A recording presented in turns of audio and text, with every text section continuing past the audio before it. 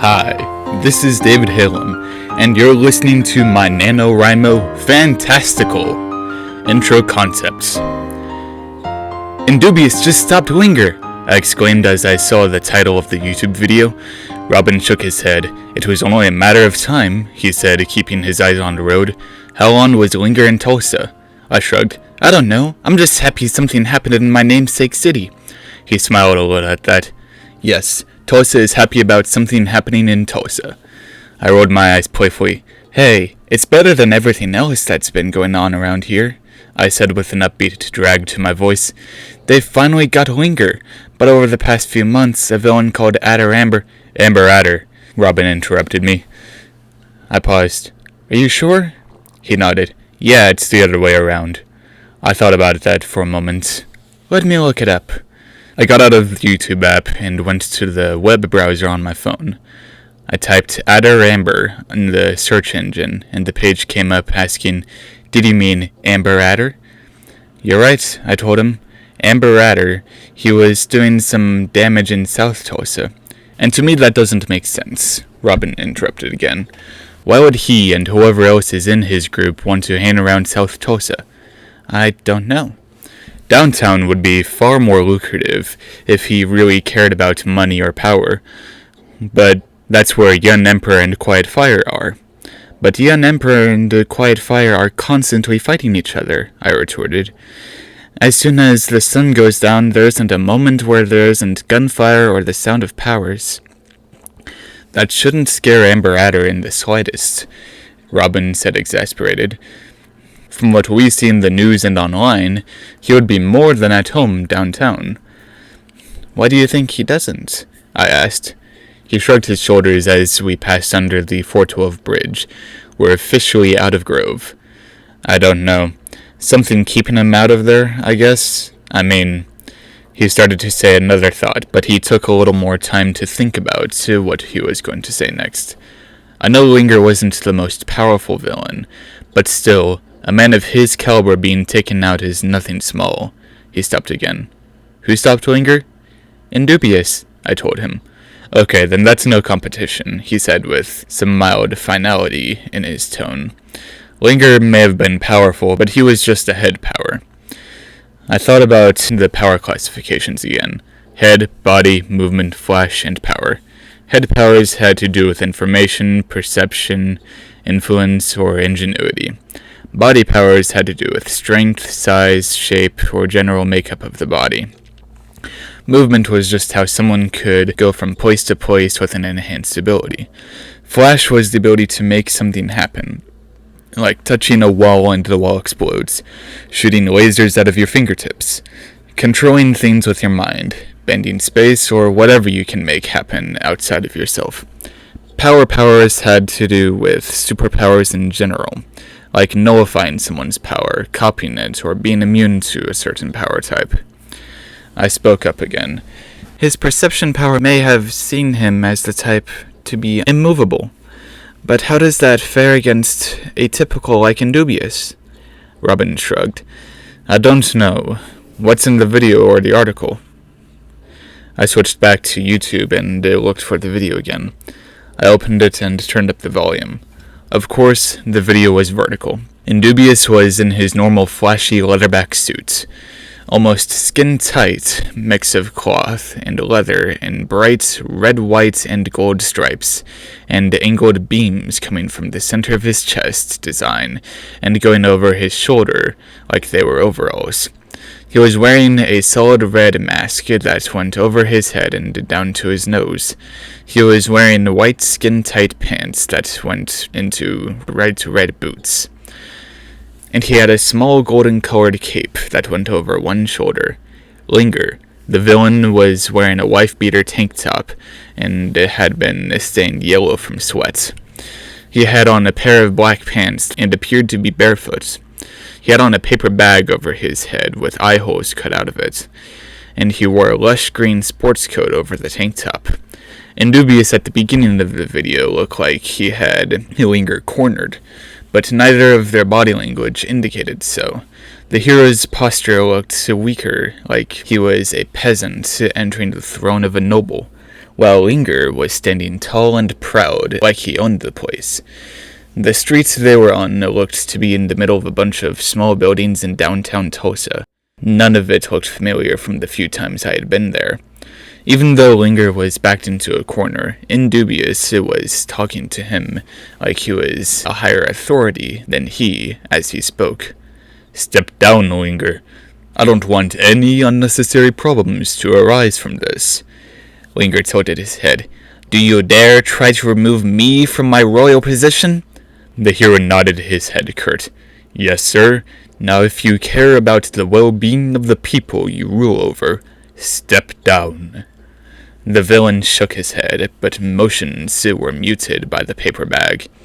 "If only it were so easy for a man like you to dethrone a master like myself." Indubious shook his head.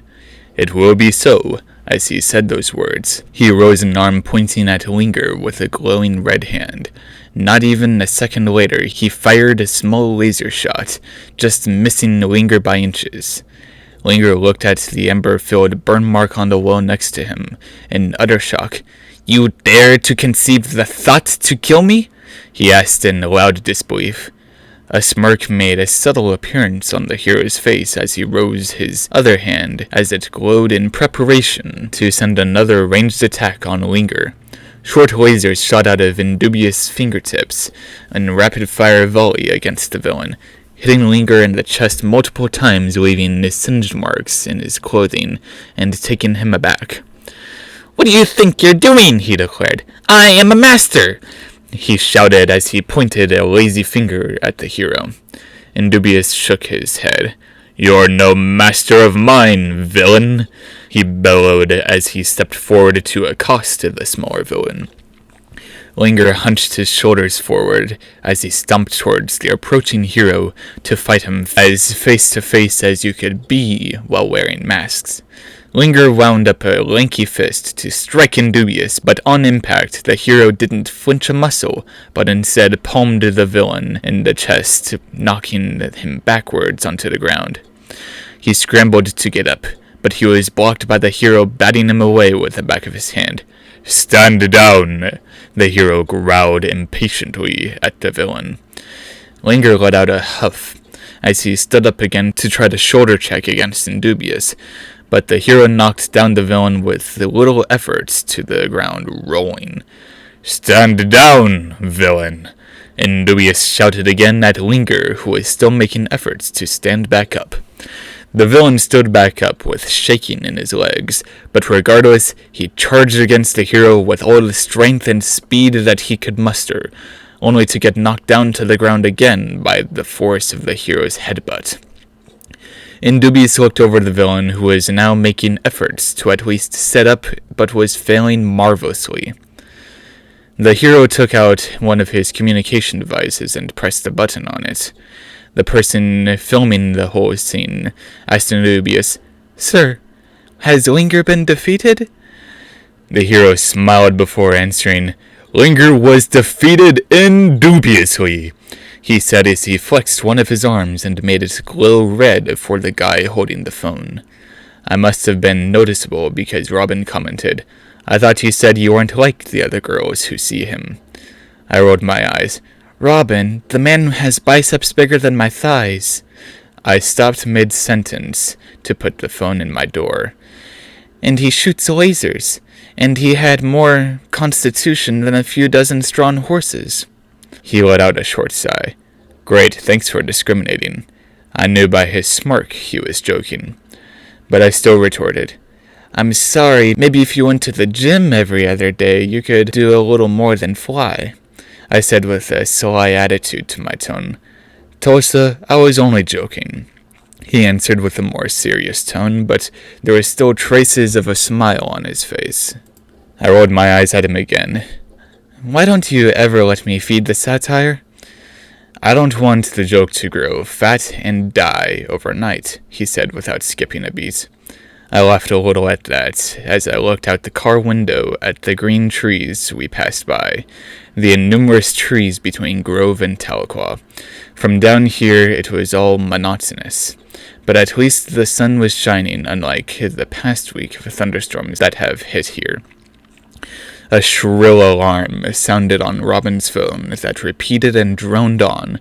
He swerved slightly in reaction to it. "Is it just something else happening in Tulsa?" he asked me as he handed his phone to me to check. I took the phone, and it was on a red screen that read in bold capital letters, "Danger!" and below it was a white button that said, "Details." I tapped the Details button, and the phone opened an information screen with a text box below a map. The map was in the area we were driving through right now. The details read, "Head power enhanced vehicle reported speeding on northbound Highway 51. "Something is actually happening close to here," I said excitedly. "What? I can finally see you in action." No," he said flatly. "Oh, come on, Robin. The most I ever see you do is fill glass jars with your power," I told him with a pouting voice. "I want to see you do more."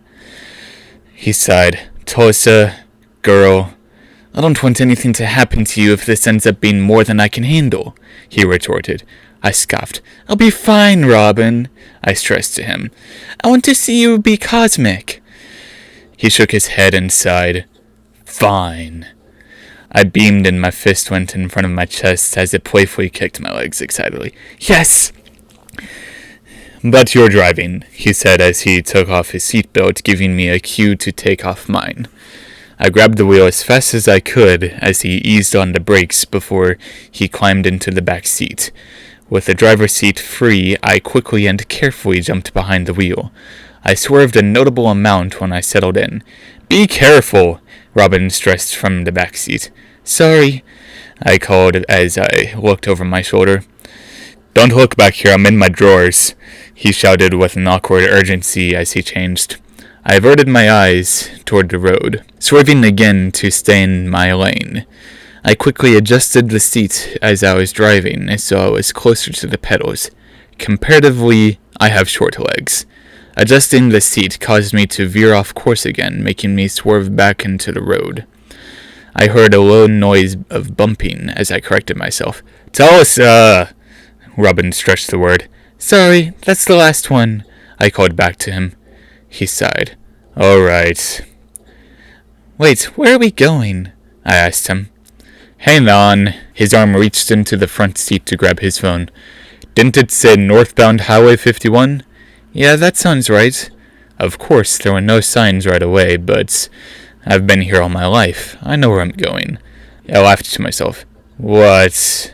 he asked with slight in his voice. "I wish the windows weren't tinted. I know you like to show off your tan back there," I adjusted to him. There was a silence in the back before Robin zipped up something. "Shut up, friend." I laughed again. He sighed. "Tulsa, it's possible that lives are on the line, especially yours, so..." He zipped up something else on his costume. "If you could treat this like it's serious, that would be great." I shrugged quickly. "Okay." "Thank you," he said flatly with a little relief. "Is there a way to track the head-assisted vehicle on here?" "Don't you know?" I asked him. "No, not enough happens out here for me to even think about becoming familiar with this app," he explained. There was another large curve in the road that I took in stride. "Could I download it on my phone and I could get used to it? Is it for Android? Could I find it in the Play Store?" He paused. No. It's not in the App Store either. It's more complicated than that," he explained as he went through his phone. "Oh, I think this is what I'm looking for.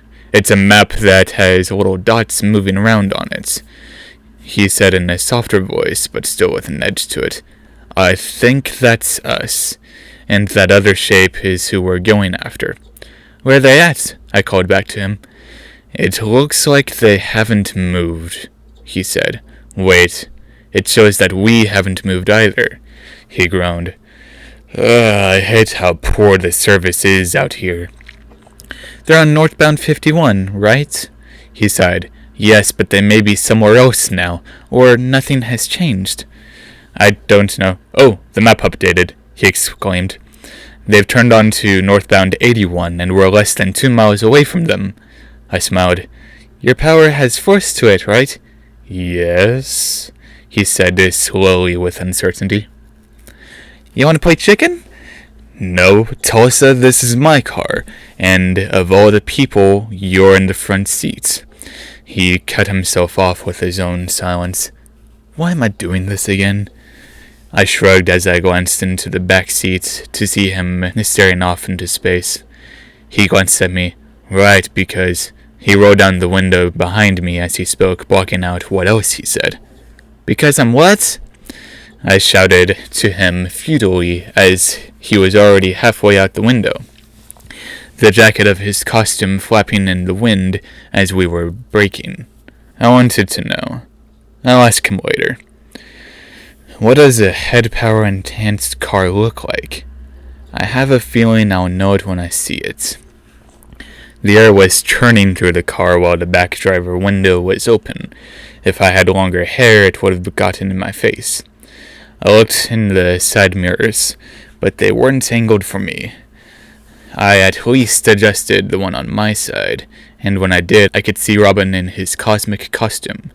The cosmic costume was just a hoodie that had a magenta nebulous design over the entirety of it. He also had sweatpants that matched the hoodie in a cosmic style, but were monochrome with the stark contrast between the blacks and whites.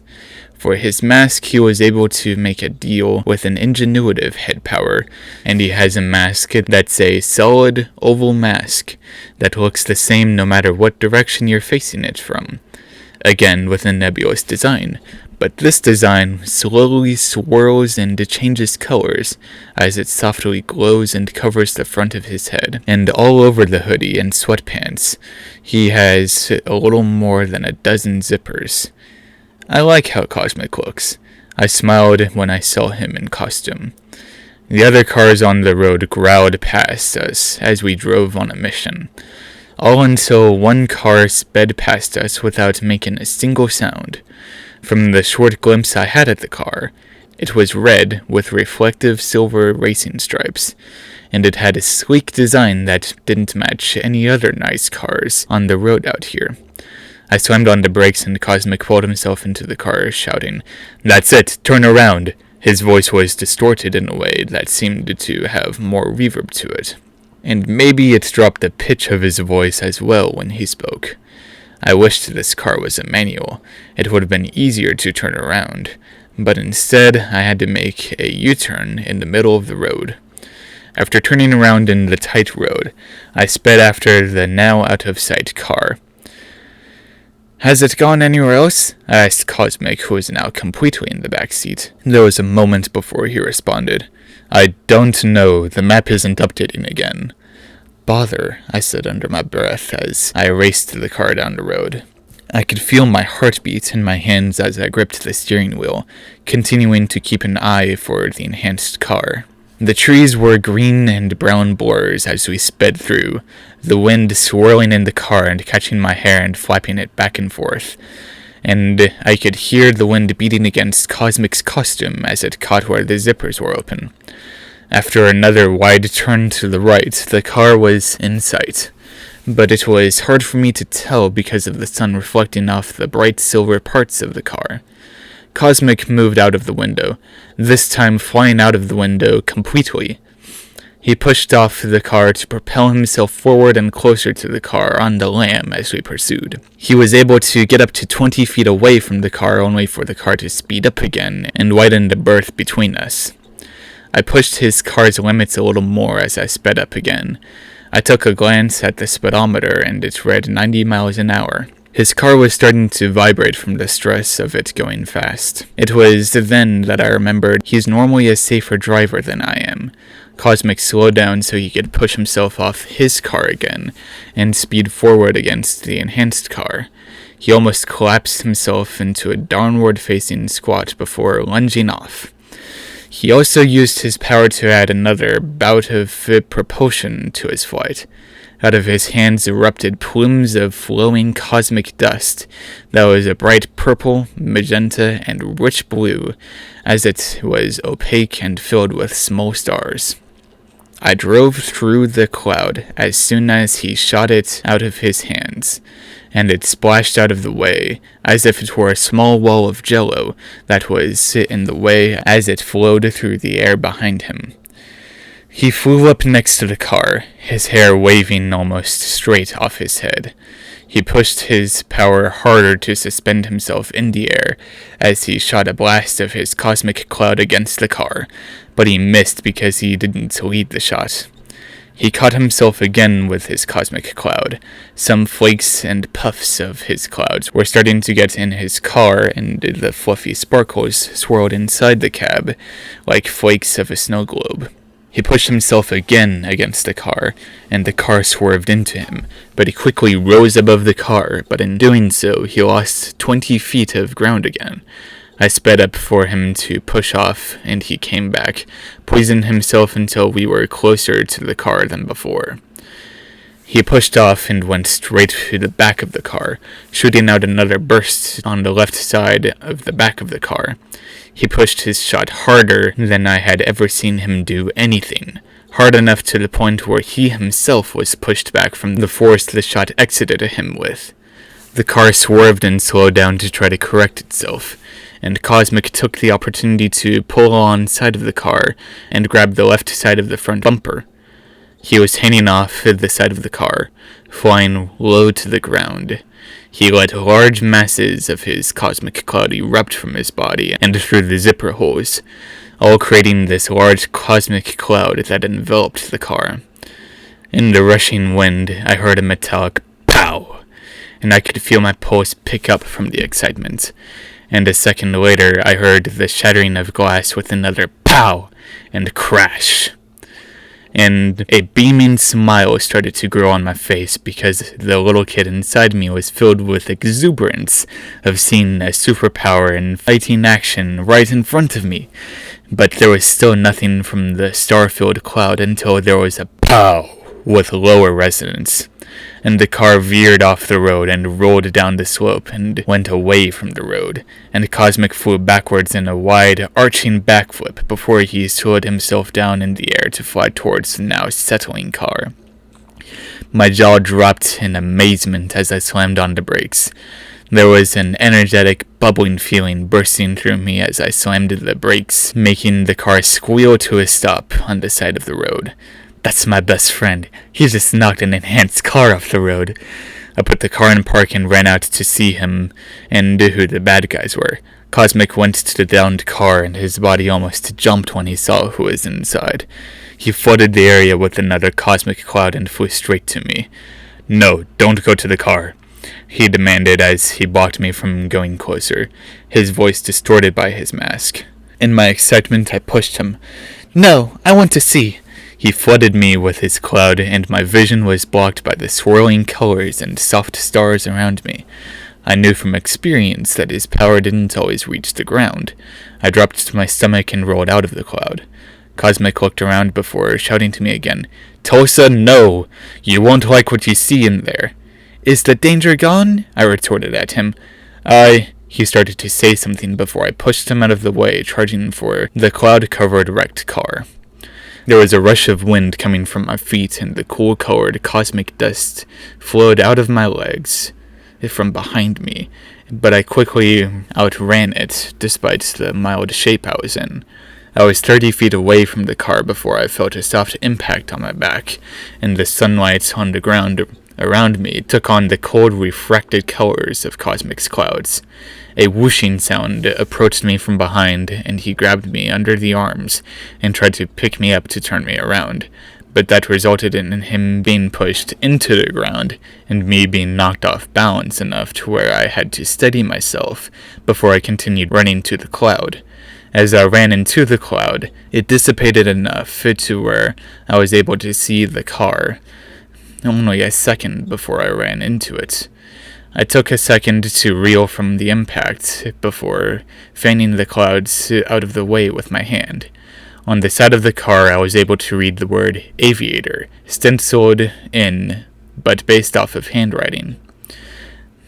But through the broken window, I saw my parents, and I froze in place.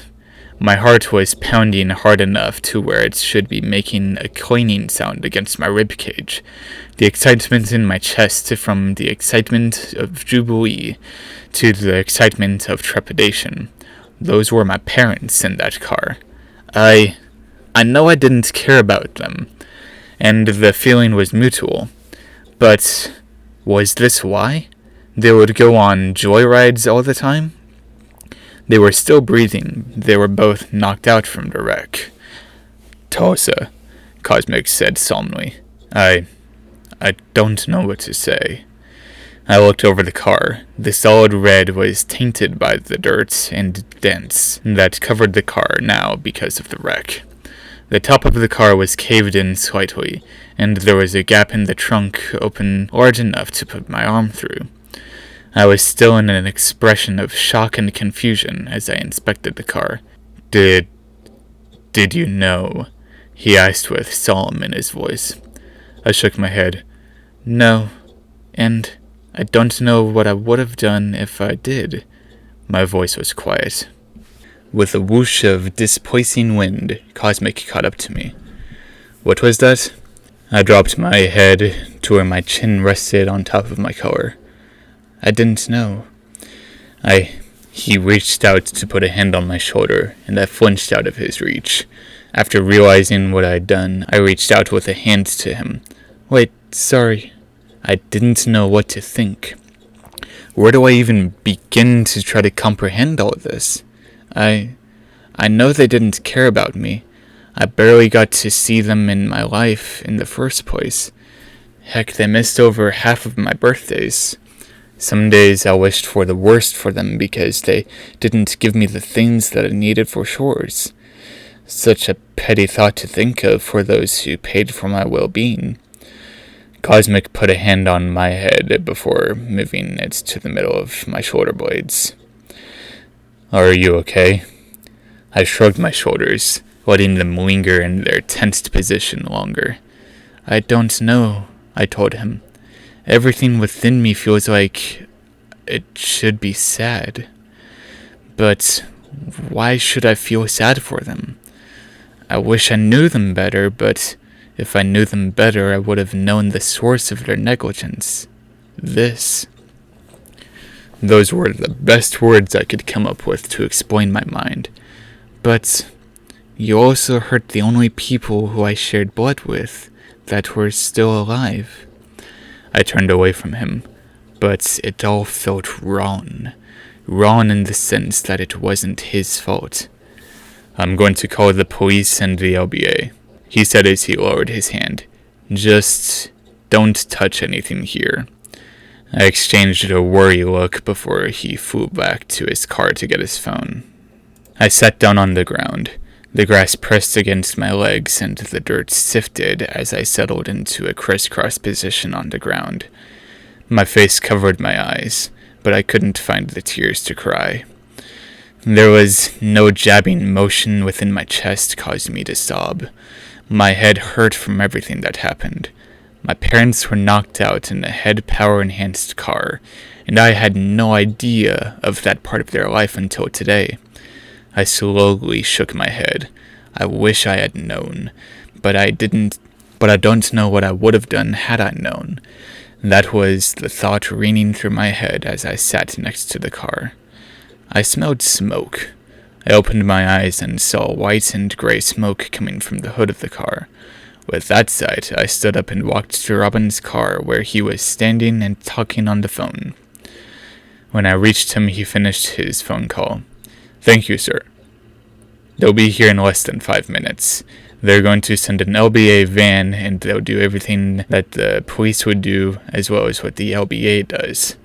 He said the last part of the sentence with a drag to his voice, like he wasn't particularly excited about that part of the process. I nodded. His chest rose and fell in motion of a sigh. Never got a direct answer of if you were okay or not. I shrugged. My shoulders lingered tense for a few seconds before I spoke. I don't think I'm up for talking too much now. He nodded, the nebulous colors a swirling blue with hints of red in the surface of his mask. You want to lie down in the car? I'll tell them you're not ready to talk yet. I nodded. Thank you. His shoulders relaxed. Yeah. His mask angled down as his shoulders inched forward. You're not mad at me, right? I shook my head. I wanted to see you do something. I paused as I took a shaking breath. This is my fault. He was silent at that. I wanted to change the subject so I could deal with the thoughts myself. Aren't you fatigued? He shook his head, then paused. Well, maybe a little. He straightened his posture as the green and white lights reflected off the car window. I'll be fine. I nodded as I opened the back seat of his car and lay down. I put my arms over my chest and closed my eyes. How was I to know? I don't even know what I would have done if I had known. Over and over again in my head. The officers' voices were muffled outside as they and Cosmic discussed what happened. I'm still excited, but it wasn't the joyful excitement. Like when I saw Robin be Cosmic. Because of me, he did it. Was I in the right to persist? If I hadn't, what would my parents be doing now? I don't know.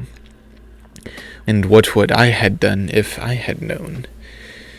How did I not know? I wasn't even given the chance to know. They weren't ever suspicious around me, but they were barely around me. I know I didn't act like them, because when I was growing up, they would always ask me why I couldn't be like Mother, or why can't I be like Father. They were never around enough for me to reflect them in any way. And now, they'll be gone. Put away for reckless use of enhanced machinery. I believe that's what the charge is called. Was one of them an ingenuitive? That's an easy enough power to hide, especially if you don't interact with your daughter enough. The fact that I didn't know still weighed over me, and the points where I should have known felt amplified to a degree that I can't fathom presently, and I haven't even tried to devote any measure of thought to the weights. My parents were head powers? Not out of the question, but typically at least the children would know about their parents' powers, and would even be involved to a degree. But they didn't want to involve me. I felt cloistered. I know that word has a religious side to it, but powers and letterback society could itself pass as a scarce pseudo-religion. Someone knocked at the window, pulling me out of the thoughtful trance I was in. I opened my eyes and looked at the window above me. Cosmic was standing there peering in. I rolled over where I laid and opened the door for him. They found a Bronislava in the trunk. My eyes widened and my heart jumped to my throat. They what? There's 50 pounds of Bronislava dust and stones in the trunk of their car, he elaborated. My parents were trafficking drugs? No, drugs was a weak term to classify these with. If normal drugs were to be compared with salt, these were solitaries. My face must have been filled pale in reaction to this. Did you not know? Cosmic asked as the LBA officer stood behind him over his shoulder. I was aghast. No! My breathing picked up in pace and shallowed in depth. They weren't even around enough to give me any hint of this. It felt like my bones were vibrating with the tremors that resonated through my body. I felt like a scared little girl left alone at night again, but instead of being able to lock the door to my room and shut out the scary road, I'm exposed to it like the road on a sunny day. She's telling the truth, I heard one of the LBA officers speak up with a definite tone in his voice. Unfortunate as it is, he stepped into my view, your parents will be held at the hospital in Tulsa under strict monitoring. Do you have any other family or friends that could take you in? I thought we discussed this, John. The former LBA officer turned to his partner. With their affiliations, they cannot be kept there. I know what we discussed, Samuel, but unlike you, I frequent St. Oliver, he explained. They have an excellent leatherback treatment facility, as well as containment for the villainous ones that find themselves there. Linger is being held there as we speak, and I assure you, he isn't king of the hill where he is. But they'll be treated as humans, Samuel retorted. They'll be treated as humans who have experience with enhanced machinery, regardless of whether or not they have the ability to replicate or commandeer any of it. John had a deeper voice that had a drive to it. Like the pacing of his words were in a hurry, but how he said it wasn't. Samuel said, Fine, you've been there, and you are in fact a head power. Sean took notable pride in that response, but he simply nodded before addressing me again. Miss, do you have any family or friends that you could stay with? You are a minor, correct? I shook my head with a little more force than I intended. No, I'm 19. He nodded. My apologies, my power works best with speech and sound, not gestures and appearances, he explained. Do you live on your own now? I shook my head. I'm going to have to come up with something. I'm sure my parents' property would have to be searched for evidence. I thought out loud. My voice shook with each word that lasted longer than half a second. I can't go back to my house anymore because of that. John turned to Cosmic. She's your friend? Cosmic nodded. Yes, I'll help her come up with something. Yes, I'll help her come up with something. His distorted voice replied. I didn't have the energy to smile at that. My head hung a little lower as contradictions crossed each other, making painful collisions in my head. John nodded before his final address to Cosmic and I thank you two for your input. Thank you, Mr. Cosmic, for your participation, and thank you, Miss Friend of Cosmic, for your involvement. He shook Cosmic's hand and nodded in my direction. Samuel and I have this under control, and we'll have a truck come by to tow the aviator's car, sometime after the ambulance has left. He raised half of his mouth for a half smile. I wish both of you the best, and will keep you both updated as more information develops. Both John and Samuel walked away towards the green and white lights as the ambulance drew near. John ran ahead and waved it down, beckoning it closer. Cosmic took off his mask to look me in the eyes. His green eyes had a tone of worry about them. I can't imagine how mentally mortified my expression was after all of this. Robin gestured with his head towards the front passenger seat. You can sit up front and I'll change back before I drive us both out of here. I nodded and climbed into the front seat through the middle of the car. When I was settled into the seat, I reclined it back and closed my eyes. There was a hint of a tear welling up in my eye. I was amused by that in the midst of all of the severity of the revelation today. Robin had seen me cry many times before, and he said that the dark gray of my eyes looked like the ocean floor when I cried. What a lovely, contrastingly juvenile thing to come to mind. Rosie and I could share a room in our place, and you could sleep in her room, Robin suggested as he zipped or unzipped a few of his zippers. Does that sound good to you? I sighed and shrugged in the reclined position. Yeah, I guess. There was a beat of silence from Robin before he spoke up again. I'm sorry, Tulsa, he said with convicted sincerity. I should have resisted, but you're... He trailed off. I'm what? I could imagine him shaking his head. Sorry, now is not the time to bring this up. Is it something bad? I asked. No, now is a bad time to bring it up. I rolled over so I could look at him. He had his normal shirt on now, and was starting to pull on his pants. Why? The wind from the open window in the car was gently brushing against his sun-bleached hair. There wasn't enough contrast between his hair and his skin to be uncanny, like how other people tan and blonde. He sighed. I want to keep your thoughts as simple as they can be, he explained. I don't want you to be too overwhelmed. Like, you aren't already. He said that last part with a solemn tone to his voice as he zipped his pants up.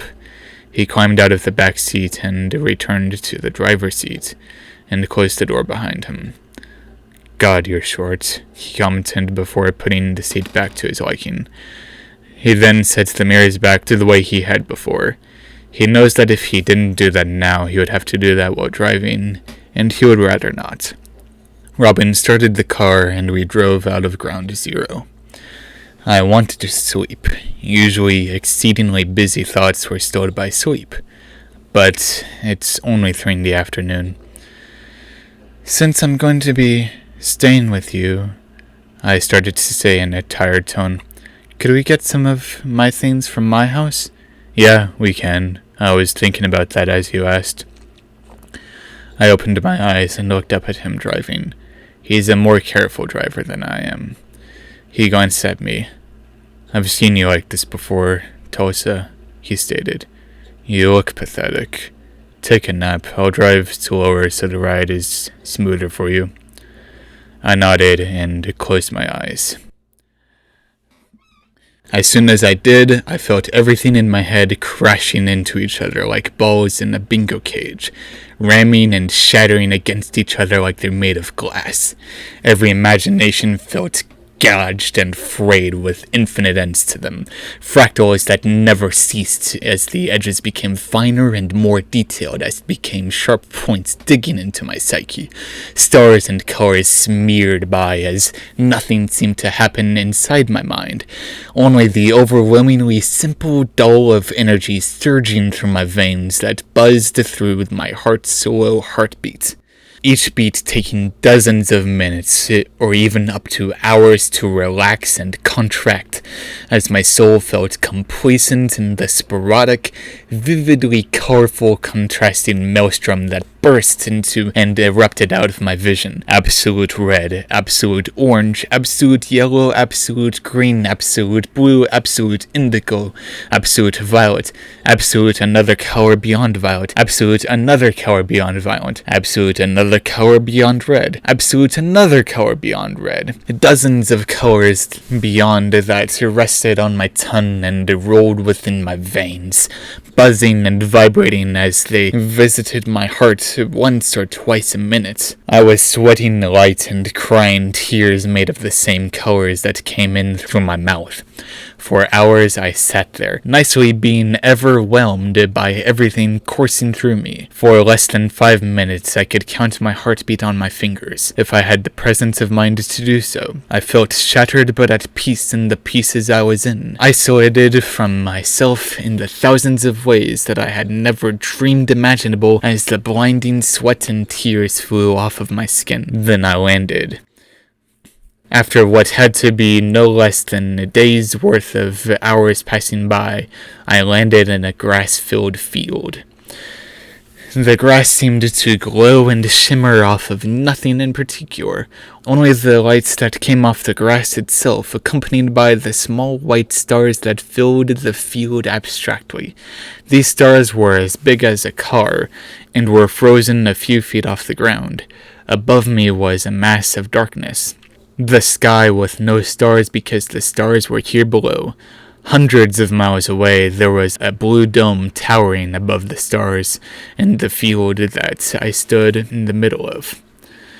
I looked at my hand. It looked normal as it could look with the strange lighting that surrounded me. I couldn't see any of the colors that I saw before as I looked around at the strange odd I found myself in. As I looked around, I could see 1 or 2 other domes farther off in the distance. The same dull blue that the dome closest to me was. I looked at one of the stars. As my eyes adjusted, I could see that there was more to the star than its bright light. It seemed that each star was a strange shape of some kind, like cubes with more depth and structure than what this shape would typically hold. Others would be pyramids that would have only 3 faces to them, but would hold more space and volume within than what should be possible. And still others were spheres with more space.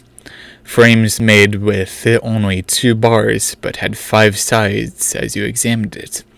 As vastly different that all these stars were, they all shared this feature about them. They didn't show any color. All they expressed was light.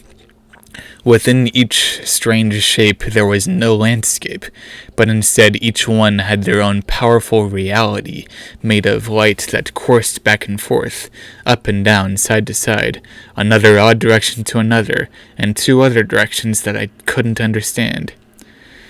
"Did your distraught or your peace bring you here?" a voice asked from behind me. I couldn't tell where the voice came from as my eyes adjusted to the lighting that was everything but a star.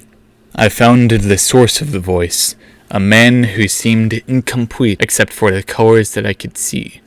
His patched skin tone ranged from the darkest black to the whitest white. He was wearing clothes made of a color that I couldn't understand, so it was like television static to look at.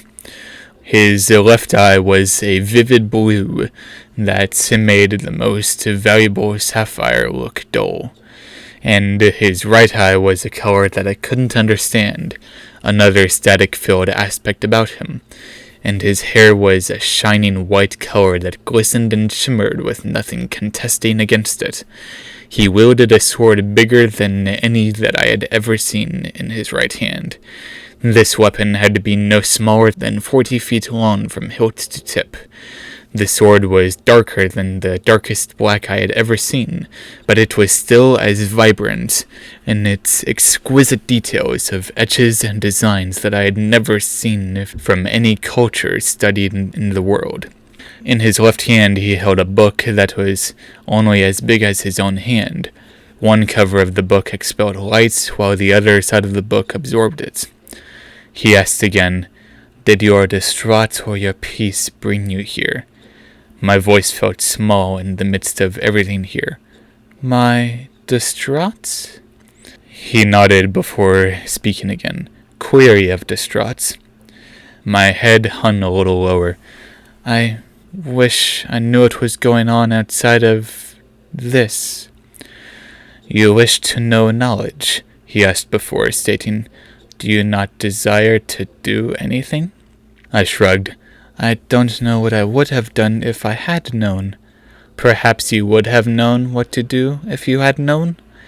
he asked. I shook my head. "I don't know. I didn't ever make it that far." The reality of everything around me came to my senses. "Did I just die of a heart attack?" The man shook his head. "No. On the contrary, your life is about to be drastically different." He tossed the sword behind him and it stuck into the ground behind him. He then opened his book. "You will certainly acquire what you have found yourself here for, knowledge of what you choose to know, and maybe you'll do something about what you know later." He looked in the book, turning more pages than what should have been in the book, until he found the page he was looking for. "For you, Tulsa Ruby Evergreen, I direct you to the Tietmez engine." He moved his other hand, and we were suddenly in a different place. The scenery looked the same, but it was obvious that we were elsewhere in the field of strange stars.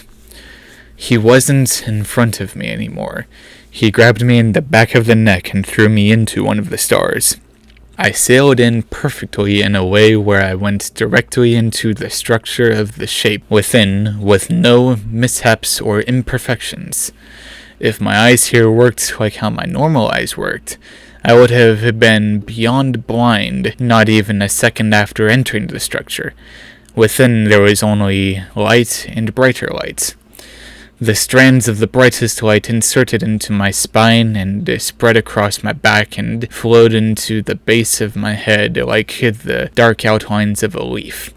The light lingered in my back and the base of my head and seeped into the higher parts of my brain and surged and buzzed with electrifying energy that burned and sparked in amazement within me as the light went through all of my nerves.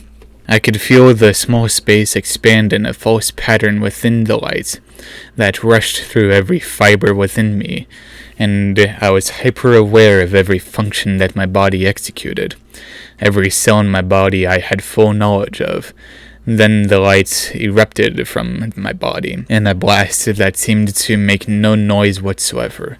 The blast enlarged into a circle that stretched for miles inside this light-filled structure that I was thrown into. I knew about everything inside the circle. The powerful energy that makes the light surge and have a kind of symbiotic sentience that worked in synergy with me.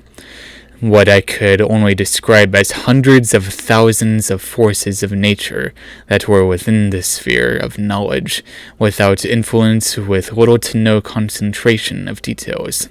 Then the sphere grew smaller, and the information of the energy that stretched and disordered within this area became finer tuned, and I could envision the different fibers of this force of nature that was within the area as what began as miles of information shrunk down to only hundreds of feet, with far more detail than what was full size.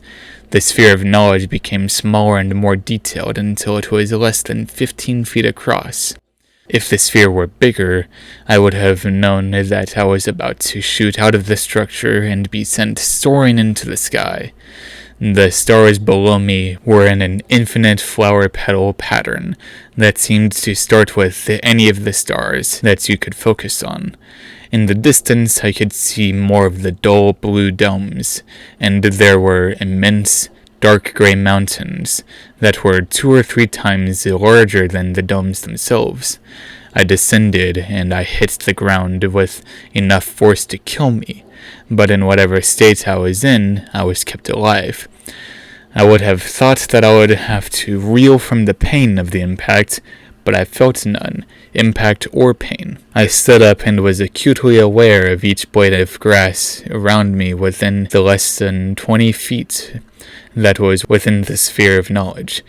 How tall each one was, how green or moist they were, all of the hundreds of blades of grass that were within the area. I noticed that the sphere could be moved around me. I sent it out and it had another star or engine inside it. As soon as the engine was in the sphere of knowledge, I knew about the miles upon miles of light and fiber within the engine and the power it held within. A sea of flames whose looks could milk steel and concrete. With the eyes that I had in this place, I could see the man standing in front of me. I brought the sphere back to where we were. I expected him to be just another man with a connection to one of the engines, but there was far more than meets the eye that I had no time to look into before he had raised his dark sword against me. But faster than I could blink, he swung the sword to cut off my head. I jumped to where I laid in Robin's car. I screamed a short pitch while touching my neck. I startled Robin. "Jeez, don't do that, are you okay?" I was covered in sweat to the point where my clothes were cold from it all. What kind of dream was that? Robin contorted his face into a thoughtful expression as he put his own hand to his neck and his eyes widened. "Do you have the faintest idea of what you dreamed?" he asked me with a drag to his tone. I shook my head, suddenly realizing how aware I was of the road rushing under us. Each pebble that we drove over and displaced, each flake of dried paint and every crack of asphalt that we drove over at 55 miles an hour according to the speedometer. I couldn't see everything like it was another eye of mine, but I was knowledgeable of it all. "Okay, how long do you think you were asleep?" "It felt like 10 hours, but it was actually 2 minutes and 3 seconds. "How did I say that with such certainty?" "Wait, what?" He was confused by the response I gave. I paused for thought because my mind had one answer, but my power. "Robin, I think I TI'd. His eyes were still wide. "Okay, wait." He let that sink in. I let that sink in. "I have a power." "You have a power?" he asked in excited shock. "I have a power. I echoed him in my own excitement. "You have a power," he restated in excitement. "I have a power!" My eyes were wide and my mouth was open aghast, still in the post-shock of it all. The dream I don't remember and the reality of the fact that I have a power now. "Whatever it is, don't use your power in the car," he told me firmly. "I don't... It's not that kind of power, Robin." "Not that kind of power?" he echoed as a question. "So, a head power?" Yes, I answered him. He took on a more alert posture as he stretched his words. "Holy crap. I think I can move it around too," I said with uncertainty, when on the contrary, I was very certain. "You can move it around," he repeated. Flash power?" Yeah?" There seemed to be a theme of me making every response a question when I wasn't truly questioning it. "Yeah, a head power that can move around," I told him. "Head flash." He shook his head. "What can you do with the head power?" he asked. I searched within the sphere that was presently centered around me. I had full knowledge of everything about his car, and everything inside it. The power didn't let me see every aspect in detail that was within the area. It was more along the lines of allowing me to perfectly imagine every aspect in detail within the area. This included the system in my body that allows for this power to function. Tulsa, you spaced out for a moment there. Robin interrupted my thoughts. "Oh, sorry. I focused on his car. Green exterior, tan leather. His wheels had the wrong air pressure in them. Specifically, the front driver and the rear passenger. Your front driver and rear passenger wheel need more air in them," I told him. His eyebrows furrowed before he pulled into one of the few neighborhoods that were out here. He opened the glove box and pulled out a tire pressure gauge and went out to measure each tire. He measured the front driver tire, and I could picture the needle moving as a result of the mechanisms within the gauge that triggered and functioned as the air from the tire displaced the appropriate parts. In this front driver tire, he read 28 psi. His rear driver side measured 33. Rear passenger tire measured 26, and front passenger tire measured 34. He got back into his car and put the gauge back into the glove box. "You were right, and the TPMS light didn't even come on." I didn't even think about that. I focused on the part of the dash where the TPMS light was and followed its wiring and circuitry. There were some parts of the system where I had no idea what I was looking at, but I was able to tell that the bulb for the light was burned out due to human oils coming into contact with the bulb early on. I decided to tell him about that. "I just checked, that bulb is burnt out." He tilted his head. "Really?" I nodded. He slowly nodded in response. "Okay." He was either in shocked silence or thoughtful silence as he pulled out of the neighborhood. "As far as you know, what's the extent of your power?" I don't know how far I can send out the sphere of knowledge, if that's what you're asking," I stated. "As far as I know, I could send it miles away and not be hindered." He nodded. "Okay, what's the smallest detail you think you can pick out?" "The smallest detail.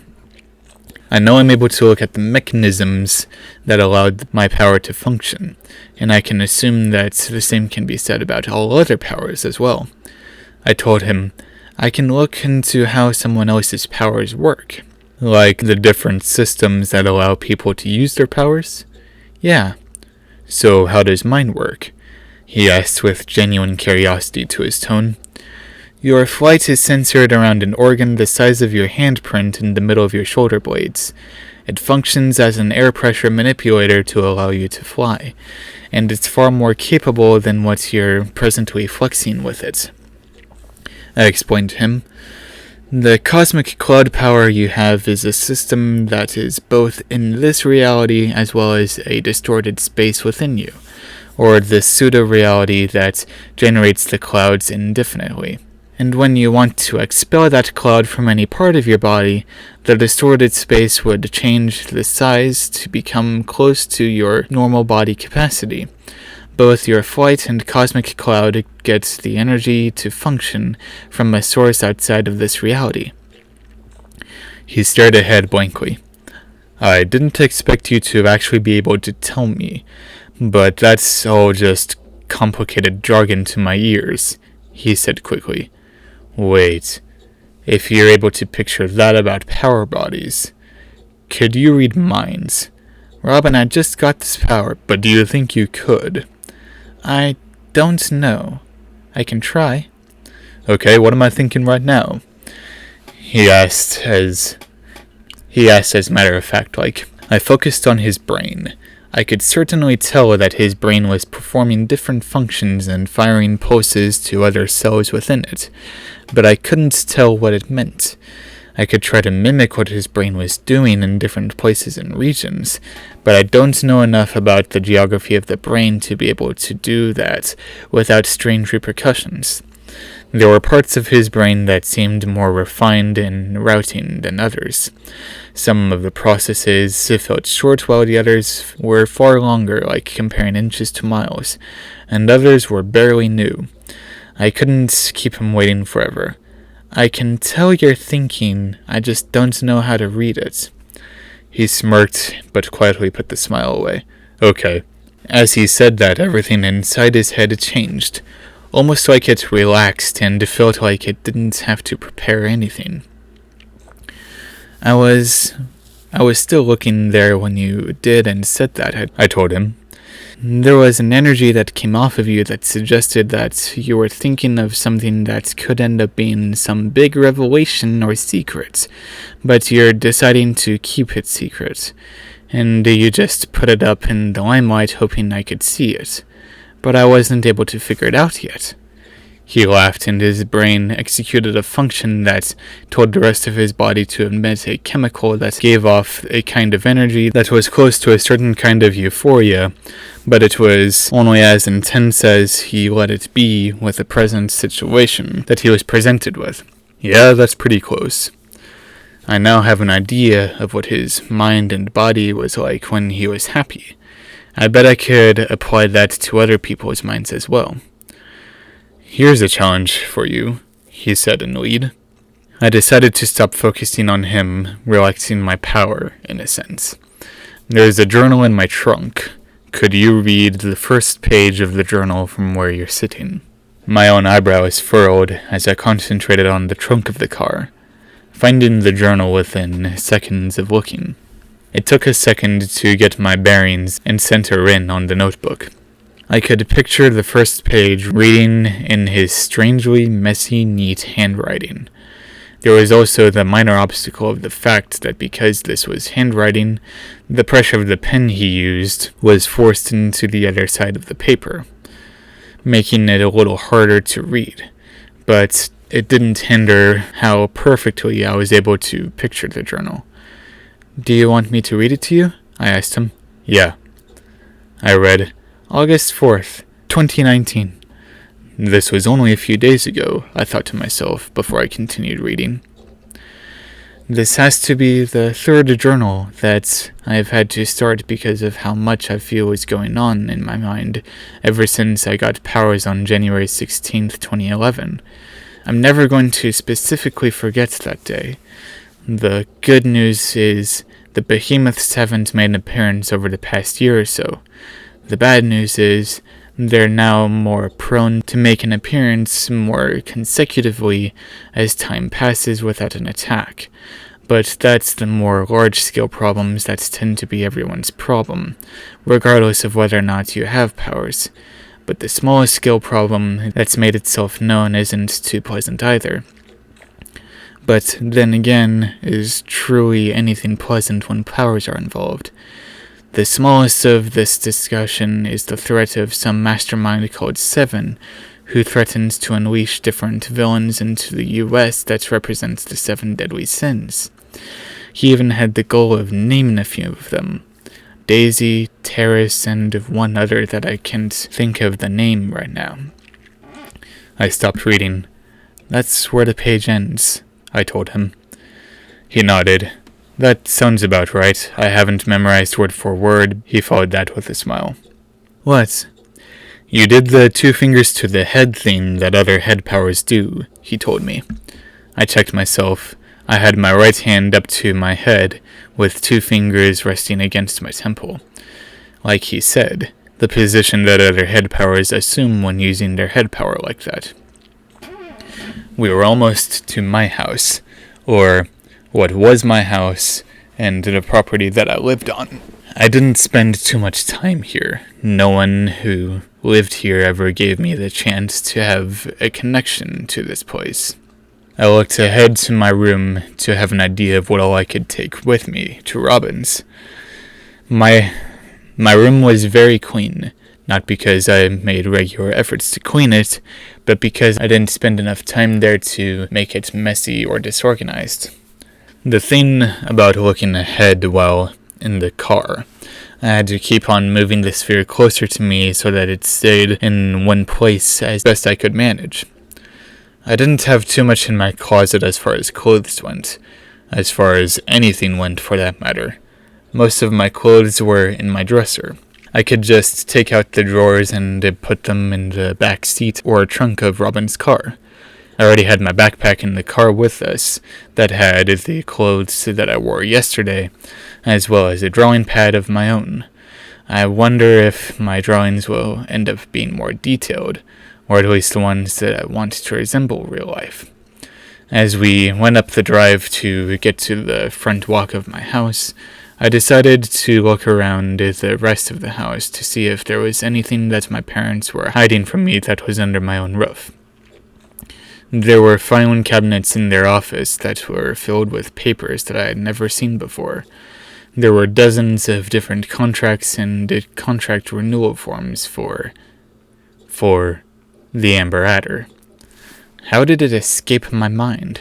Of course, I had a slight knowing of the fact that Amber Adder may have been the source of Bronislava, but I don't know of anyone else in the state or tri-state area that has access or funds to produce the drug. And there were files and extensions of files that detailed different routes to take, different drop-off points, and procedures to disguise drop-offs.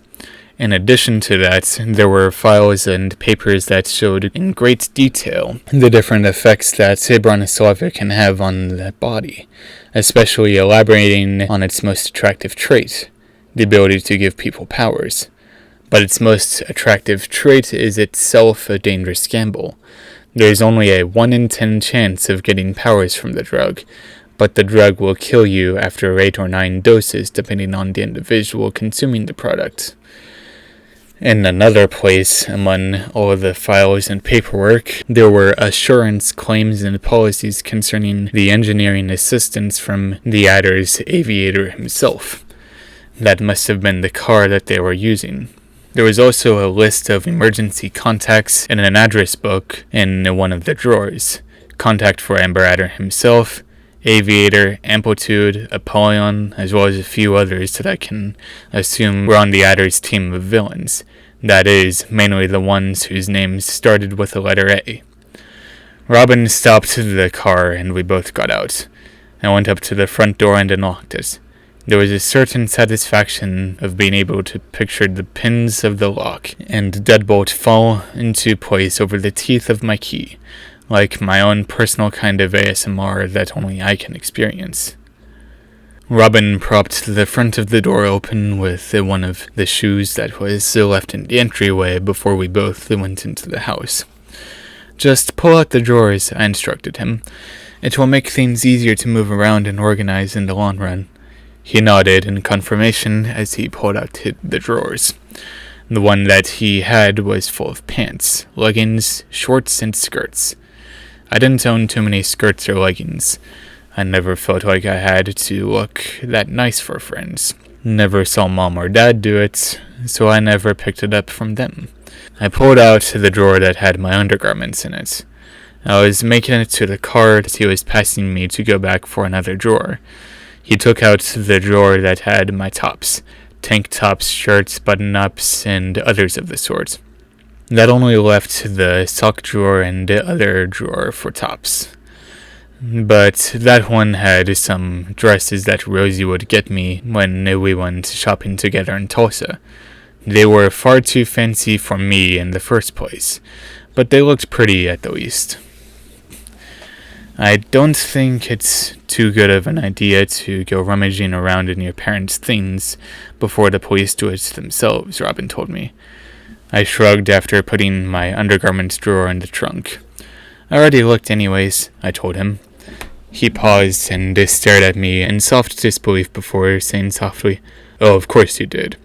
"I'll write down everything important in my drawing pad," I told him as we went back into the house together. He nodded. "Sounds good to me." There was a strange feeling about doing this. There seemed to be something missing. But it was good that it was missing. Maybe the very absence of whatever it may be is what makes this feeling kind of strange. In the sense that if what was missing was there, it would turn out bad in the head. Maybe the missing feeling was the limit of misinformation. If so, then I'm in an amazing position. Robin and I finished up putting the drawers into his car as I focused on some of the more important information that was in the paperwork that my parents had left behind. There was something that I found that wasn't a piece of paper, but it was paired with one. It was a key ring that had a car key and a padlock key on it.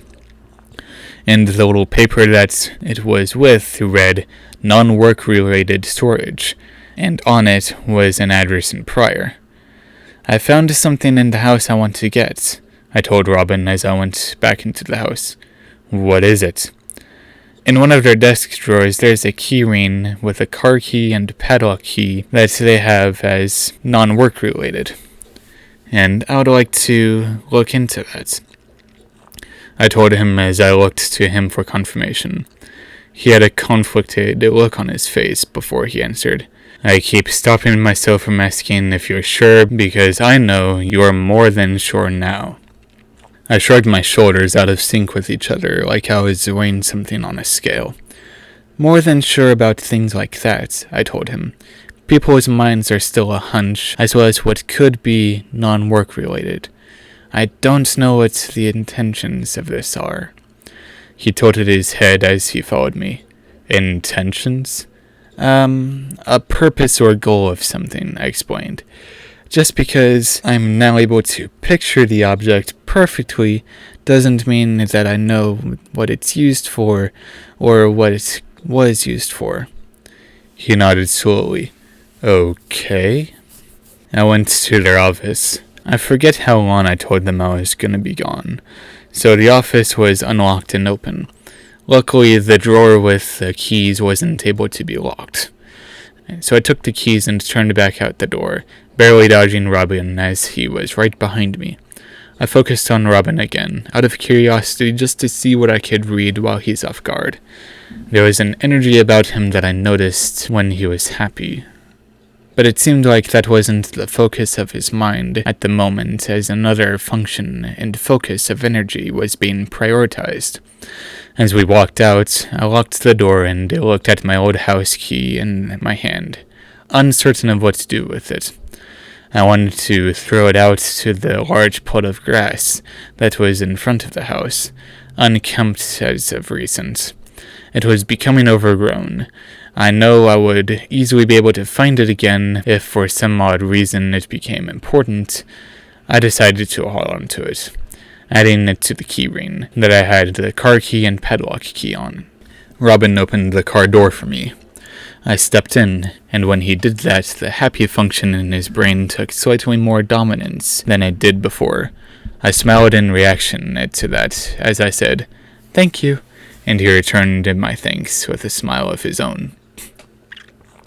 There seemed to be a lot going on in his mind, almost like different patterns of functions were taking turns performing actions, altering the state of his brain every 3, 5, 4, 2, or 6 seconds roughly. Every other process brought about the happy function, but I don't know what brought that about. I'm going to call Rosie and let her know what's going on, I told Robin, as I took out my phone. Okay, just don't tell her about your TI, he instructed. That's something better explained in person. I nodded quickly in understanding as I pulled out Rosie's contact that I had labeled Robin's twin, and I pressed the call on the HUD for it. As the phone rang, I noticed something in the air change slightly as I had the phone to my ear. There was some kind of field that was around the phone, but it was focused in a certain direction. I decided to follow the direction it was focused in and found a cell tower that had multiple of these focuses directed towards it. Some of these focuses were along the same lines as my phone call, while others were shorter and less focused. My guess it would be text or something smaller. Rosie picked up the phone. "Are you from Tulsa, sweetie?" I smirked at that as I brought my sphere of knowledge back to me. "Hi, Rosie." I heard her laugh on the other side of the call, slightly distorted by the inconsistent signal. "What's up?" My smile faded a little. "Some things happened this afternoon, and as a result of that, I can't live in my house anymore for a while." "You need a place to stay?" she asked. I nodded, even though that wouldn't translate over the phone. "Yeah, Robin said it would be fine with him that I stayed with you guys for a while." "I invited you to stay in general," he interrupted. "He invited me to stay in general," I repeated to Rosie. There was a silence on the other end until I finally heard, "Shouldn't be a problem. You can stay here." The inflection of her voice was a welcoming one as she said that. "Thanks, Rosie. Robin and I will explain everything when we get there," I told her. "Okay, bye, Tulsa." "Bye." I hung up and I felt the focus of the phone soften. It felt strange to me that her tone was still more jubilant and upbeat despite the fact that I told her that I can't live at my house right now. I know I didn't tell her everything, and that may just be it. But it was still strange enough to be noticeable. "So she said yes?" Robin asked. I nodded as I put my phone away. "Yeah, she said yes," I told him as I let myself think about everything. "I have a power now. A very interesting, versatile power at that. There were a few other head powers that do different kinds of hero work, but most of that is behind-the-scenes work, organizing teams, battle strategy, or even the future to an extent. That's good and all, but I'm not too used to living a life sitting around. I don't think I can really sit still unless I have to. Other than that, I would always feel like there's something I need to do. But now, with the power that I have, there will always be that feeling of not having something done, and I want to do it myself. But where would I start? I want to take out Amber Adder and his group, not because of my parents. I could care less about them, but because what he's distributing is volatile and can ruin people's lives. Maybe there would be someone that takes the drug that doesn't fall into detriment, but all of the others that fall into the lotus trap, promising powers, is going to have a bad time, or they die. Both. I shook my head. I can't even imagine how many hundreds of people have been affected by this already. I know I could look and find out, but I wouldn't know where to start. I think I can talk about it with Robin and Rosie the next day or so. Maybe they can help out with whatever we end up doing or set out to do. We were a few minutes away from their house, and I texted Rosie that where they lived was almost surrounded by Northeastern States University, but it wasn't part of the campus. The part of the neighborhood that they were in was more top of the hill than the other houses, but the house was in the middle of the street, with a turn on one side and an outlet on the other. As we pulled into the driveway, I looked at the house, and it was made with red and white brick exterior, that had shutters that were as black as the pitched roof. Robin pulled behind Rosie's car that was sitting in front of the detached garage in the same style of house. Robin and I got out of the car and started getting my drawers out of the car and into the house. Rosie opened the door for us. "Here, just put them in the living room for now," she instructed. "I haven't had time to move my things out of my room yet."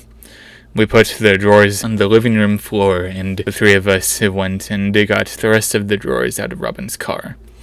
There was another thing that I didn't think about. Car.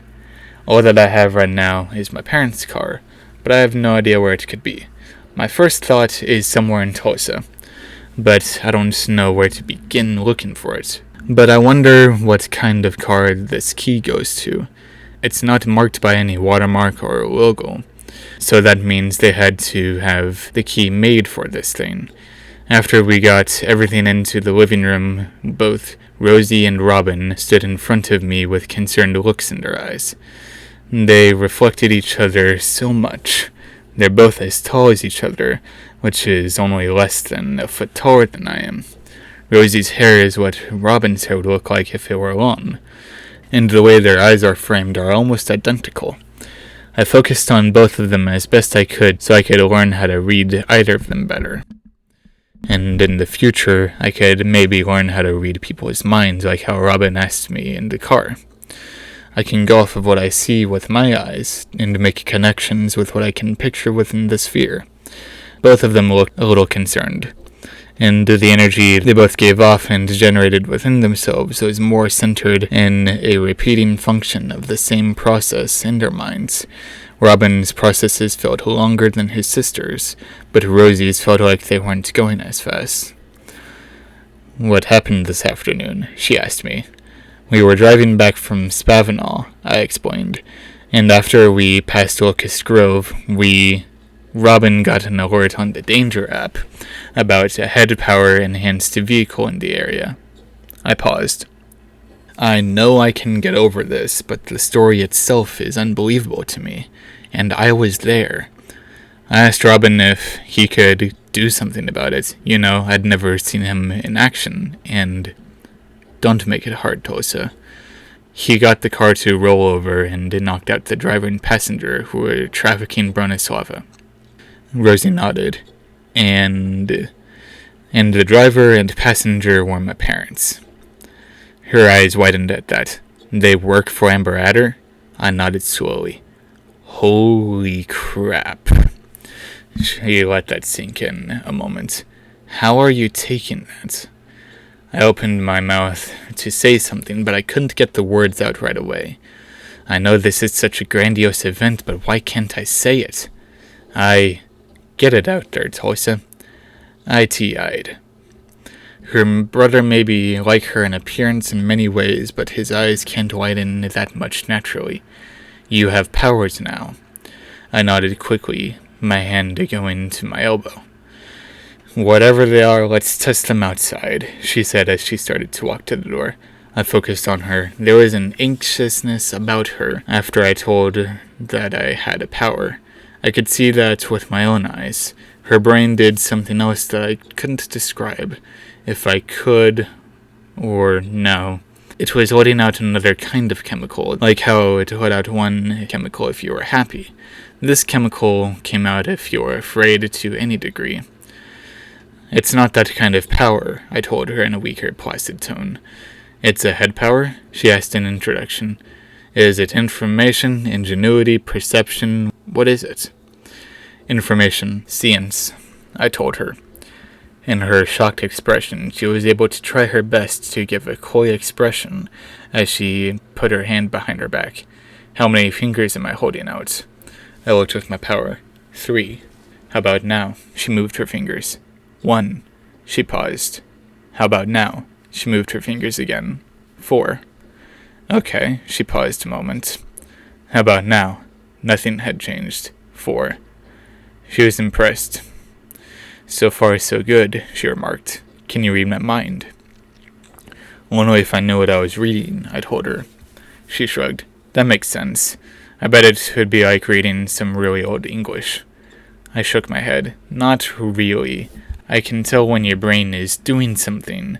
Like I figured out today what it does when you're happy and scared. She nodded slowly. Okay, how does this power work? She asked me. It's a 17-foot sphere that I can control and move around, and I'm knowledgeable of everything inside that sphere, I explained to her. She nodded with an impressed look on her face.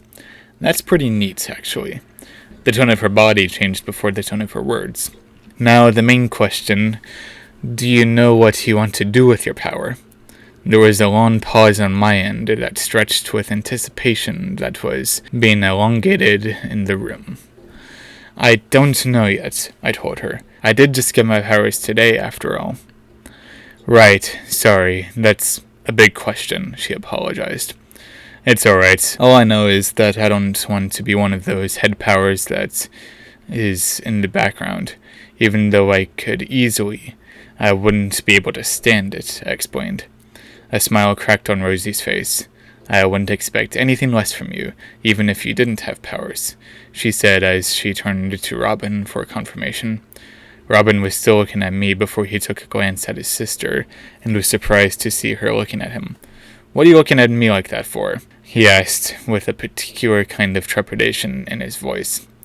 What do you think, Robin? She asked him. Do you think we should... No. Or... Not yet. Gosh, I don't know. His tone was very sharp for someone who doesn't know where to go with his words when he spoke.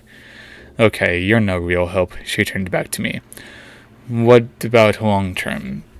There was a shorter pause in my words before I answered. I want to take down Amber Adder. Rosie's smile went from one with a notable amount of certainty to one with a mild amount of incredulousness. That's pretty long term then. I mean, Robin and I can't even bring down the Adder on our own. I thought about that for a moment. The Adder and all of his assets are indeed overwhelming for a group of 3 people, and only one of the 3 not having any offensive powers. Everyone knows it's a long-term goal to take him down, but how much of a short-term goal could it be to make him stumble? I inquired. That's definitely easier than taking him down, Rosie said in a way that suggested she was weighing out possibilities in her head. When I checked, she was doing something up there. I could look ahead with my power and to see what all we have to go against out there, I said with a little bit of push to my voice. Yeah, you could do that, she said with a smile, and then you can inform us of what we're going against before we go in. She said that all-inclusively. I smiled at that, but then it waned. What would my costume be? Rosie's expression changed from one expression of excited anticipation to another. Right, one thing at a time, she said as Robin made a very obvious I give up gesture with his entire body. First things first, we go out and get you a costume. There's some equivalent of a letterback speakeasy shop east of Tulsa that makes and fits costumes for different letterbacks, she explained. Her tone lightened a little lighter when she said Tulsa.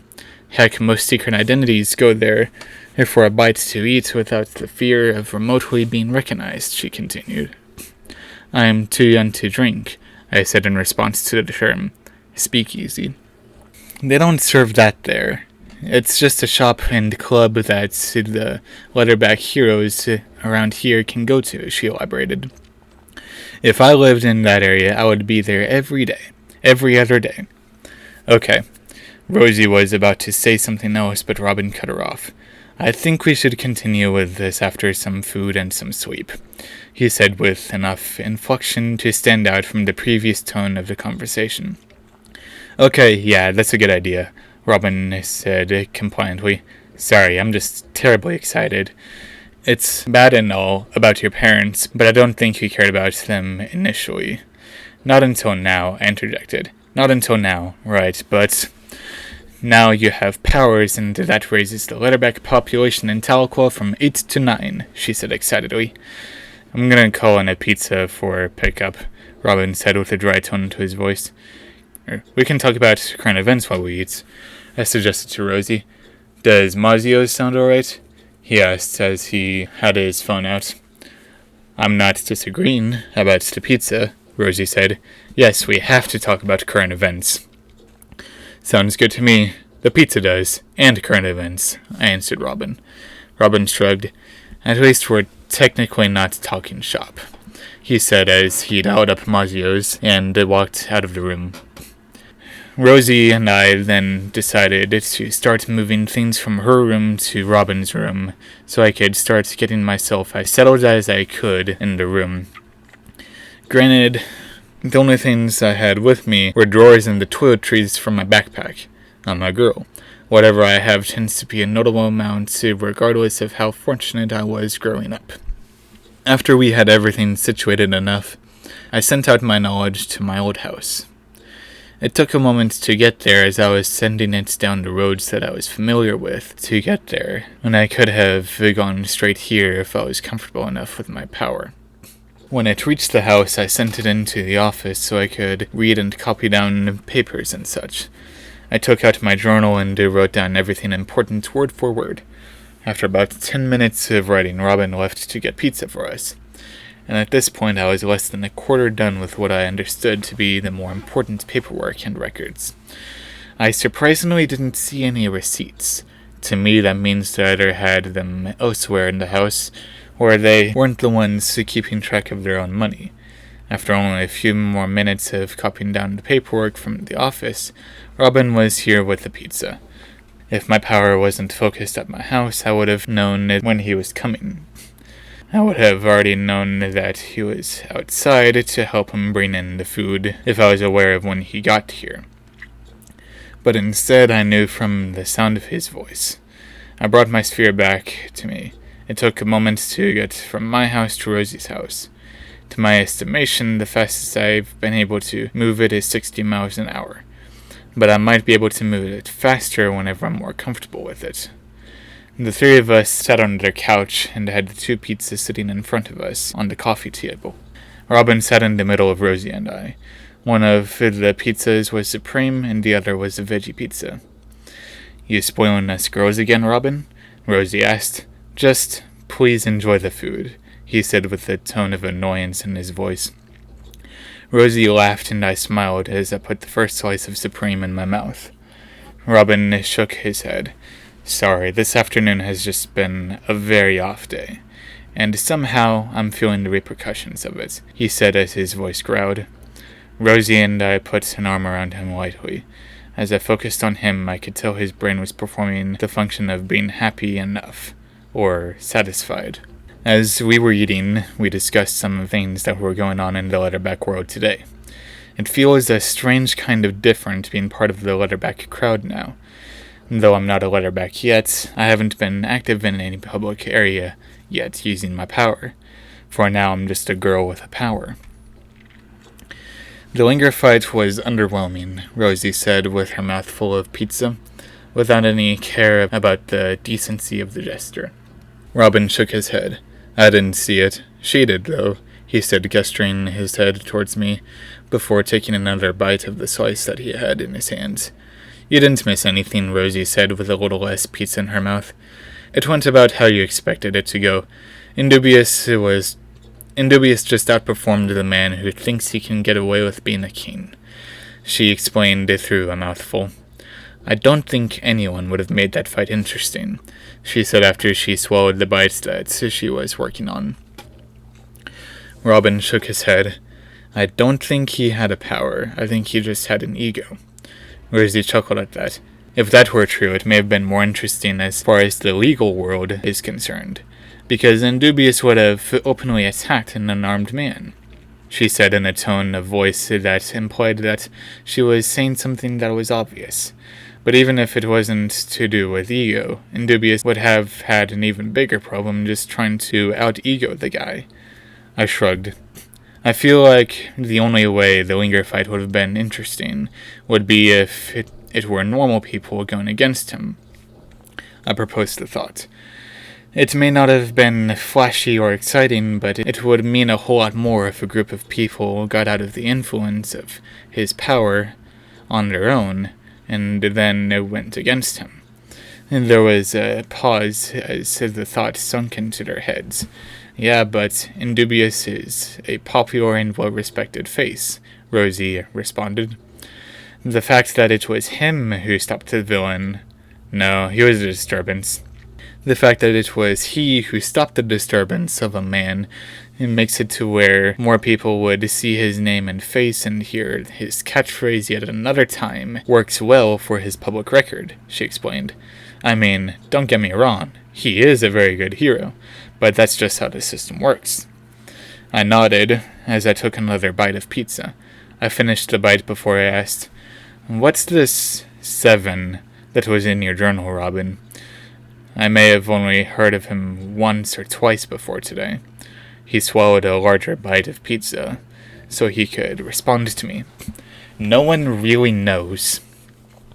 I don't want to try to deal with it without the other heroes helping me, or helping us, he responded. He laughed mildly and shook his head. I know it's bad, but I hope the behemoths wait a little while longer so they can take him and his assets out with no hesitation. Rosie and I were silent for a moment. But that would mean that living in general, when they attack all within the same 2 weeks, would be utter hell, he said as an obvious statement. All it would take is one he stumbled with his words. He shook his head and sighed. Eldritch Frog, one Eldritch Frog, and a lot of problems would be solved pretty quickly, he said with a small hint of worry in his voice. He's always had trouble saying provideni. That would create far too many problems than it would solve, Rosie interjected. That would take out 7 and whoever was with him flawlessly, along with literally everyone else in the area. I mean, Robin paused. They sometimes have to take out entire organs to fix the problem in the body, he commented. Rosie shook her head. I'd rather fight the Sweepener than the frog, Rosie said with a lower tone of voice. I'd at least be able to do something against it. Robin shook his head as he quickly wolfed down another bite. No, I would hate fighting you afterwards if that were to happen, Robin said with determination in his voice. Rosie laughed a little while as she had pizza in her mouth. I don't blame you for that. I can be a pain. I know, her brother remarked. I've been on the other side of you once or twice.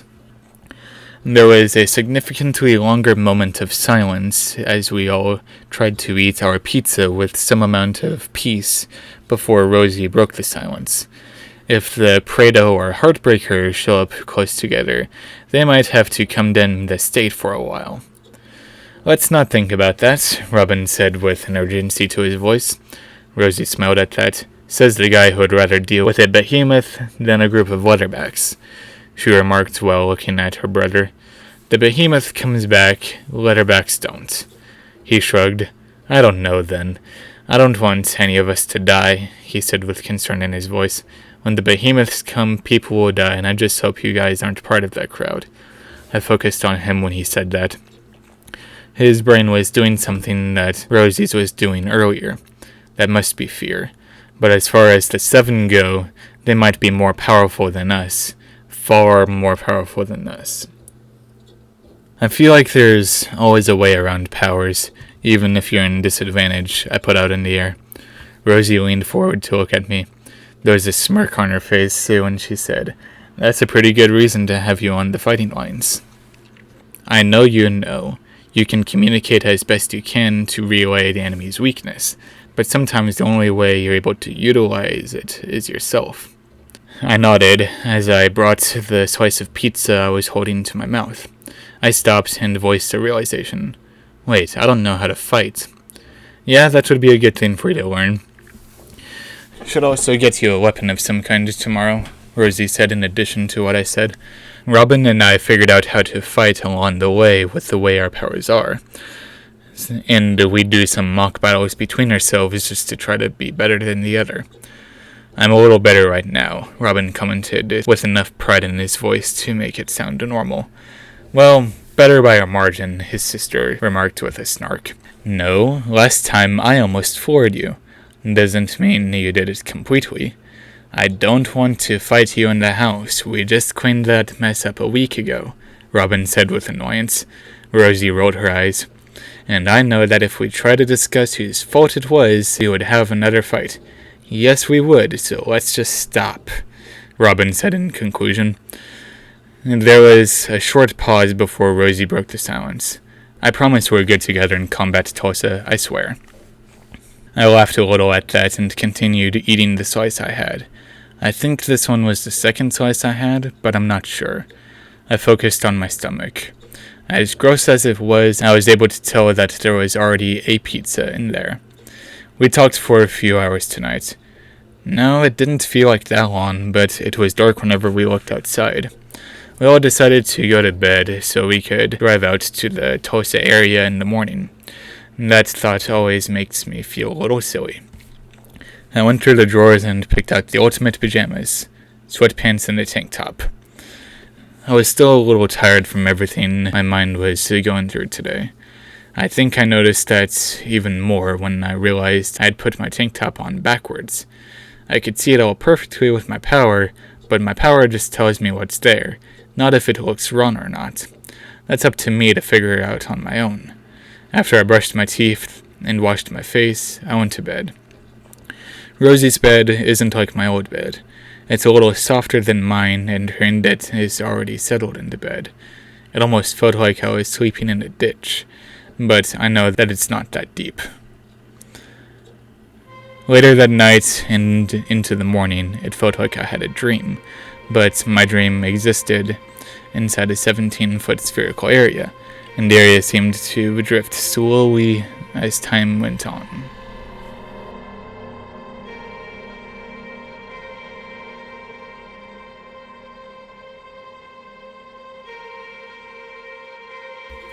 Hi, this is David Halem, and you just finished listening to my intro concept for Fantastical. Now, I'm sure you noticed something. This doesn't feel like 50,000 words. That's because I only recorded this for 2 hours. The rest, if you want to read it, will be linked in the description in a PDF document. And I want to take some time right now to talk about the future of this channel. If you don't want to listen to this during the Fantastical NaNoWriMo, I'll have it in a lavender video next week, as I also write the rest of what I want to write for Status Stranded, which will be the first thing that I talk about right now. Writing Fantastical has even more elaborated in my mind just how burned out I am with Status Stranded. Status Stranded, right now, to me, is almost a thing of the past. Because majorly what I wrote in Status Stranded was helping me through a harder time in my life. Would that be elaborated? I don't know. But writing Fantastical, even this that isn't even a final version of this intro, has made me realize just how tired I was of Status Stranded.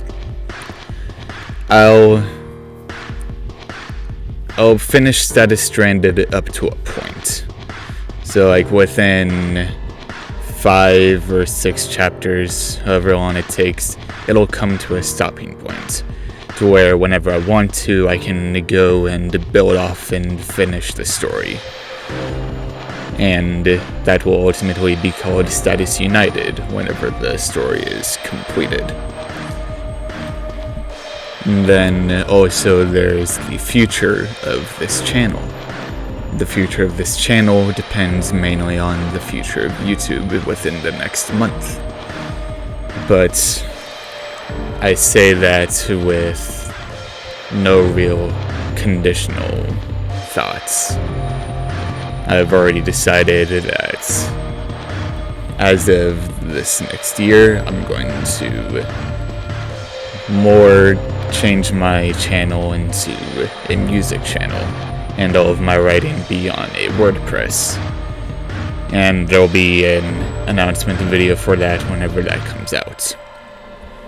Regarding the future of YouTube in relation to my channel, I don't think I would be too terribly affected due to the nature of the content that I put out. I mean, even with Fantastical, do you know any children with a high school to college level vocabulary? And even beyond that, YouTube is ignoring the middle ground part of that law, stating that there's content that is both for kids and for adults. This content isn't even close to it, but it's still something that I think about when I shouldn't be too worried about it in the first place. I was planning on making Fantastical be another one of these audiobook series on YouTube, but after 2 hours of recording what you just listened to, it was very painful, and my voice started to hurt at the end. You can see and understand a part where I stopped doing different voices because it hurts to do so. And at that point, I had the thought, I want to enjoy writing Fantastical, and doing this in particular is going to be a detriment to the enjoyment. So at that moment I was like, you know what, I'll stop at a good stopping point. If people want to read the rest of this on their own, there's the PDF in the description. And also by the end of the year, I'll at least have a website with all of the other writing that I've done on this channel, with the appropriate tags for the different channels, for the different stories on this channel. Like if any of the stories have any content that's not pleasing for certain readers, I'll make sure there are warnings like that. Some final thoughts. First, if the changes to YouTube end up not happening, this channel will just be a music channel with occasional uploads. And due to YouTube's algorithm stuff, that tends to work better, having some amount of consistency. But then, for the future of Fantastical on the website, you're just gonna have to wait and see, because it's a lot. And I'm excited to start this fantastical journey with the story. And I hope as many people as possible can come join as well. But until then, thank you for listening, and see you next week.